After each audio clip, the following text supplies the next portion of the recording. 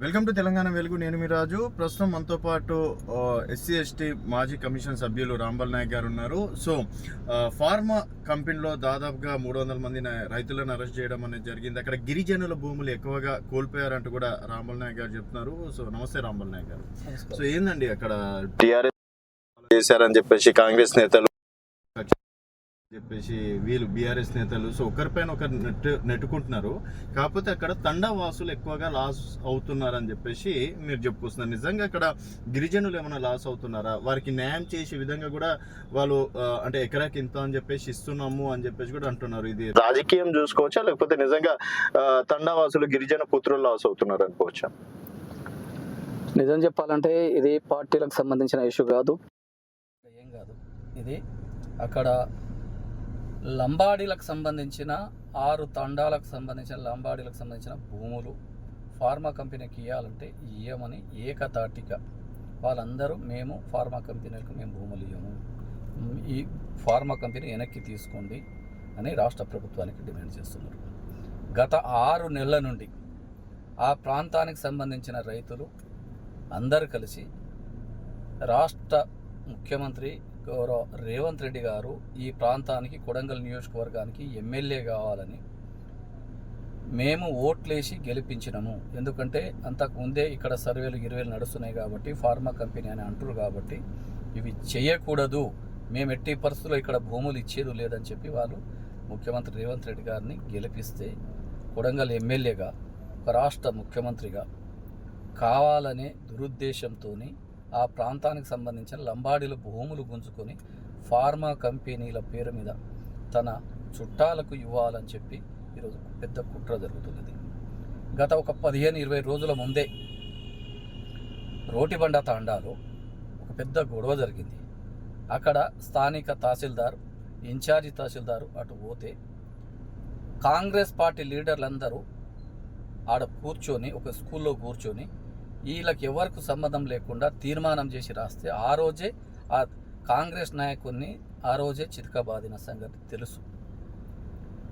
ఆ రోజే పెద్ద ఎత్తున ఆందోళన జరిగిన తాండాలు, మేము భూములు ఇయ్యము, మా ప్రాణాలు పోయినా సరే మేమైతే భూములు ఇచ్చే ప్రసక్తి లేదు, మేము మా బ్రతుకు తెరువు ఎక్కడ, మేము ఎక్కడికై బతుకుతున్నాం, ముంబాయి పూనా లాంటి ప్రాంతాలకు వలస పోయి మా బ్రతుకులు ఇప్పుడిప్పుడే ఈ ప్రాంతానికి వచ్చి మేము జీవనం వెల్లదీస్తున్నాము అని చెప్పి వాళ్ళు ముక్తకంఠంతో, దీంట్లో పార్టీ లేదు, ఎవరితో సంబంధమే వాళ్ళని ఎవరు రెచ్చగొట్టేది కూడా లేదు, అట్లా నడుస్తున్న తరుణంలో కలెక్టర్ గారు ప్రజా అభిప్రాయ సేకరణ పేరు మీద లగచెర్ల గ్రామానికి 1 కిలోమీటర్ దూరంలో ఒక సమావేశాన్ని ఏర్పాటు చేసి ఆ సమావేశంలో ఈ భూములకు సంబంధించిన వాళ్ళు కాకుండా, ఈ భూములకు సంబంధించిన రైతులు కాకుండా వేరే గ్రామాలకు సంబంధించిన రైతులను కొంతమందిని అభిప్రాయ సేకరణ చేస్తుంటే అక్కడ వాళ్ళు కొంత వ్యతిరేకించారు. ఇక్కడ కాదు కదా, అది గ్రామంలో ఒక్క నిమిషం,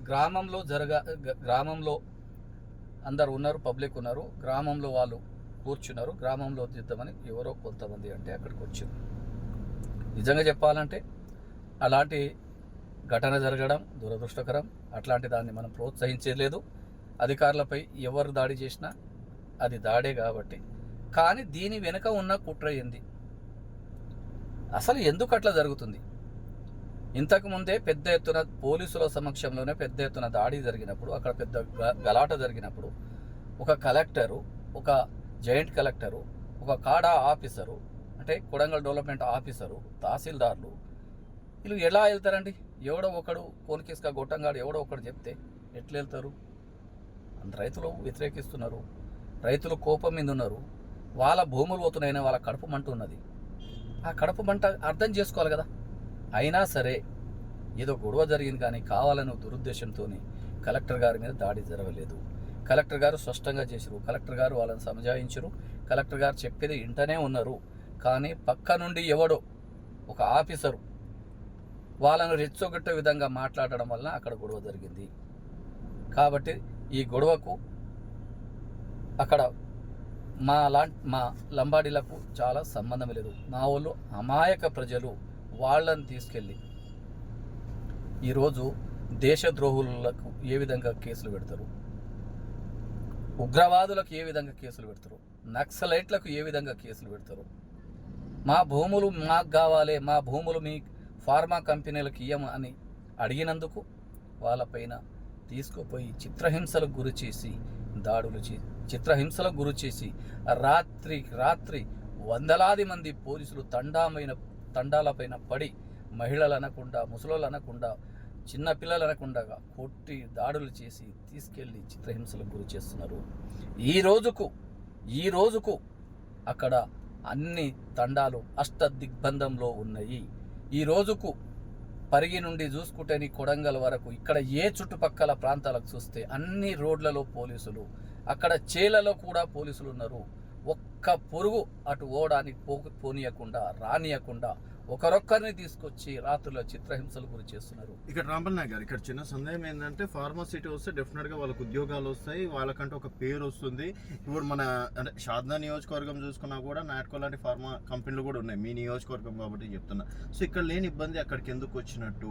సో డెవలప్మెంట్ కోసం అడిగితే ఎవరో బీఆర్ఎస్ నేతలు కొంతమంది చెప్తే వీళ్ళు రెచ్చిపోవడం ఏంది అని మీకు అర్థం, మీరు చూసిరో లేదో, షాద్ నగర్లో ఎనిమలరావు దగ్గర పెట్టుకున్న నాట్కో కంపెనీ దాని చుట్టుపక్కల ప్రాంతాల ఒక 5-6 కిలోమీటర్లకు సంబంధించిన నీళ్లను ఒకసారి బోర్లను పరిశీలించండి. అక్కడ బోర్లలో నీళ్లు పోస్తే చేతులకన్నీ బొగ్గలు వస్తాయి. ఆ ఫార్మా కంపెనీ ఎప్పుడో తెలియని కాలంలో పెట్టారు ఇక్కడ ప్రజలకు ఉపాధి దొరుకుతుందని. కానీ ఉపాధి పోను అక్కడ కాలుష్యరహితమై మొత్తం కాలుష్యం అయిపోయింది. పంట పొలాలు కాలుష్యమైనాయి, తండాల చుట్టుపక్కల తాండాలకు రోగాలు వస్తున్నాయి, అక్కడ పశువులు చనిపోయినాయి. ఎన్నో ధర్నాలు, ఎన్నో రాస్తారోకలు, ఎన్నో సార్లు పోరాటాలు చేసిర్రు. అది అర్థం చేసుకోవాలి. అదేవిధంగా ఫార్మాసిటీ పేరు మీద ఈ కడతాల్ ఏరియా యాచారం మండల్లో దాదాపుగా 1400-1500 ఎకరాల భూమి సేకరించారు కదా. అక్కడ ఫార్మా కంపెనీకి సంబంధించిన భూములను అటు ఫార్మా కంపెనీలు పెట్టాలి, కానీ ఇక్కడ తీసుకొచ్చి వ్యవసాయ భూముల్లో దాదాపుగా 1400-1500 ఎకరాల భూమి సేకరించారు కదా. అక్కడ ఫార్మా కంపెనీకి సంబంధించిన భూములను అటు ఫార్మా కంపెనీలు పెట్టాలి, కానీ ఇక్కడ తీసుకొచ్చి వ్యవసాయ భూముల్లో మా బతుకుదేరుకు ఆధారమైన మా లంబాడి ప్రజలకు సంబంధించిన 6 తండాలకు సంబంధించిన భూములకు బతుకుదెరువు ఆధారం ఆ భూములే. ఒక్కొక్కరికి ఎకరా, అర్ధ ఎకరా, 2 ఎకరాలు, 3 ఎకరాలు, 4 ఎక్కువ 4 ఎకరాలు, 5 ఎకరాల కంటే ఎక్కువ లేవు. ఒకప్పుడు కొంత ఇంద్రమ్మ ఇచ్చిన భూములు కూడా ఉన్నాయి. ఆ భూములతో పాటు మా పట్టా భూములు కూడా లాక్కొని మా బతుకుదెరువును ఆగం చేయొద్దని చెప్పి వాళ్ళు విజ్ఞప్తి చేస్తున్నారు. ఇంట్లో పార్టీ అనేది ఒక ఎత్తుగడ మాత్రమే. కాంగ్రెస్ ప్రభుత్వం పార్టీల పేరు మీద విచ్చలవిడిగా చేసి పార్టీలను అందులో ఇంక్లూడ్ చేసి అసలు ఉన్న సమస్యను పక్కదారి పట్టించడం. నిజంగా చెప్పాలంటే అక్కడ పార్టీలకు సంబంధం లేదు. లంబాడి తండాలకు సంబంధించిన రైతులు మా భూములు ఇవ్వము. ఈ రోజుకు అరెస్టు చేసినా కూడా వాళ్ళ భార్యలు, వారి అమ్మలు, వారి పిల్లలు మేము సచ్చినా మా భూములు ఇవ్వమని చెప్పి చాలా ఇంటర్వ్యూలో నేను చూస్తూ ఉన్నాను. ఎట్టి పరిస్థితుల్లో అటు భూమి ఇచ్చేది లేదు. లంబాడి ప్రజలకు మేము అండగా ఉంటాం. లంబాడి హక్కుల పోరాట సమితి ఆ ప్రజలకు, ఆ తండా ప్రజలకు మేము అండగా ఉంటాం. ఆ భూములకు వ్యతిరేకంగా ఈ ఫార్మా కంపెనీ వెనక్కి తీసుకోవాలని చెప్పి రాష్ట్ర ప్రభుత్వానికి డిమాండ్. ఇప్పుడు ఎవరు వచ్చినా, ఎవరు అడ్డొచ్చినా కూడా వారిని తొక్కుకుంటూ వెళ్ళి ఫార్మా సిటీని ఏర్పాటు చేస్తామని చెప్పేసి చెప్తున్నారు. సో ఒకవేళ అక్కడ దాదాపుగా 6 తండాలు ఉన్నాయని చెప్పేసి అంటున్నారు. సో మీరు ఒక లంబాడి హక్కుల పోరాట సమితికి ఏం చెప్తారు ఫైనల్గా? ఇప్పుడు వారి ఉద్దేశం మొత్తం అదే. లంబాడి సమస్యలు వచ్చే వరకు పార్టీలన్నీ ఒకటే. నిజంగా మా బ్రతుకులను ఆగం చేయాలనే కుట్రనే కదా దాని వెంబడి దాగున్నది. ఇప్పుడు కలెక్టర్ నా మీద దాడి జరగలేదురా బాబు అంటే కలెక్టర్ మీద ఒత్తిడిలు తెయించి కేసులు పెట్టించి నిన్న కాంగ్రెస్ పార్టీలోనంతా ఒక 20-30 మందిని విడిపించుకో వెళ్ళారు. ఒక్క లంబాడి లేడా కాంగ్రెస్ పార్టీలంట? ఓట్లేసి మొత్తం ఆ తండాలన్నీ రేవంత్ రెడ్డికే కదా. రేవంత్ రెడ్డికి ఓట్లేసి మమ్మల్ని రక్షిస్తాడా నాయన అనుకొని, మా ఎమ్మెల్యే కాదా మమ్మల్ని కాపాడుకుంటాడు, మా కడుపులో పెట్టుకుంటాడు, మా తండ్రిలాగా మమ్మల్ని చూసుకుంటాడని ఆయనను గెలిపిస్తే ఆయన్నే ఈరోజు మాకు భూములు గుంజుకోవాలి. ఆ భూములన్నీ గుంజుకొని లంబాడీలు అయితేనే ఎవరు అడగరు కాబట్టి, గిరిజనులు అయితేనే ఎవరు అడగరు కాబట్టి వాళ్ళైతేనే కొన్ని భూములు, ప్రభుత్వం ఇచ్చిన భూములు ఉంటాయి, ఇంద్రమ్మ ఇచ్చిన భూములు ఉంటాయి, కొన్ని పట్టా భూములు ఉంటాయి. ఏదో ఇచ్చింది భిక్షం తీసుకొని ఇడికెళ్ళి ఎలా కొట్టవచ్చు అనే ఒక కుట్ర, ఒక దురుద్దేశం ఉన్నది కాబట్టి ఈరోజు మంత్రులు మాట్లాడుతున్నారు. కాబట్టి నిజంగా చెప్తున్నాం, మీకు ఎలాంటి చిత్తశుద్ధి ఉంటే ఫార్మా కంపెనీ మీద ముచ్చెంతలో సేకరించిన ఆ భూములకు పోయి అక్కడ ఫార్మా కంపెనీలు పెట్టుకోండి. మేము నాట్కో దగ్గర చూసుకున్నాం. బల్క్ డ్రగ్స్ అది కొన్ని మెగావాట్లతోని ఉత్పత్తి చేసి దాన్ని బాగా కరగబెట్టి దాంతో వచ్చే విషవాయువు మొత్తం ఆ భూములకు పోవడం వల్ల చుట్టుపక్కల రోగాలు వచ్చి ప్రజలంతా చచ్చిపోతున్నారు.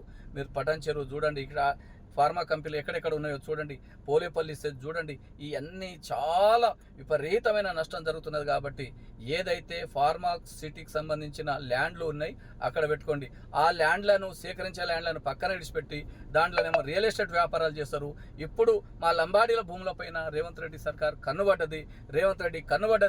అక్కడ తిరుపతి రెడ్డి గారు ముఖ్యమంత్రి లేదా ఆయన హోంమంత్రి లేదా ఆ ప్రాంతానికి సంబంధించి ఎమ్మెల్యే అని మాకు తెలియదు. కానీ మా లంబాడి ప్రజలు అయ్యా దూరాన్ని పోయి అడిగితే లోపలేసి తన్నండ్రా, ఆయన బాడీగార్డ్లతో తనుపియుడు, తిట్టుడు, గలీజ్ మాటలుగా తిట్టుడు.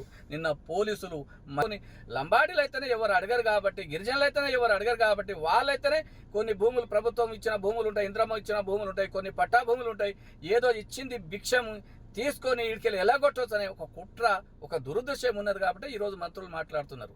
కాబట్టి నిజంగా చెప్తున్నాం, మీకు ఎలాంటి చిత్తశుద్ధి ఉంటే ఫార్మా కంపెనీ మీద ముచ్చెంతలో సేకరించిన ఆ భూములకు పోయి అక్కడ ఫార్మా కంపెనీలు పెట్టుకోండి. మేము నాట్కో దగ్గర చూసుకున్నాం, బల్క్ డ్రగ్స్ అది కొన్ని మెగావాట్లతోని ఉత్పత్తి చేసి దాన్ని బాగా కరగబెట్టి దాంతో వచ్చే విషవాయువు మొత్తం ఆ భూములకు పోవడం వల్ల చుట్టుపక్కల రోగాలు వచ్చి ప్రజలంతా చచ్చిపోతున్నారు. మీరు పటాన్ చెరువు చూడండి, ఇక్కడ ఫార్మా కంపెనీలు ఎక్కడెక్కడ ఉన్నాయో చూడండి, పోలేపల్లి సెజ్ చూడండి, ఇవన్నీ చాలా విపరీతమైన నష్టం జరుగుతున్నది. కాబట్టి ఏదైతే ఫార్మా సిటీకి సంబంధించిన ల్యాండ్లు ఉన్నాయి అక్కడ పెట్టుకోండి. ఆ ల్యాండ్లను సేకరించే ల్యాండ్లను పక్కన విడిచిపెట్టి దాంట్లోనేమో రియల్ ఎస్టేట్ వ్యాపారాలు చేస్తారు. ఇప్పుడు మా లంబాడీల భూములపైన రేవంత్ రెడ్డి సర్కార్ కన్నుబడ్డది. అక్కడ తిరుపతి రెడ్డి గారు ముఖ్యమంత్రి లేదా ఆయన హోంమంత్రి లేదా ఆ ప్రాంతానికి సంబంధించి ఎమ్మెల్యే అని మాకు తెలియదు. కానీ మా లంబాడి ప్రజలు అయ్యా దూరాన్ని పోయి అడిగితే లోపలేసి తన్నండ్రా, ఆయన బాడీగార్డ్లతో తనుపియుడు, తిట్టుడు, గలీజ్ మాటలుగా తిట్టుడు. నిన్న పోలీసులు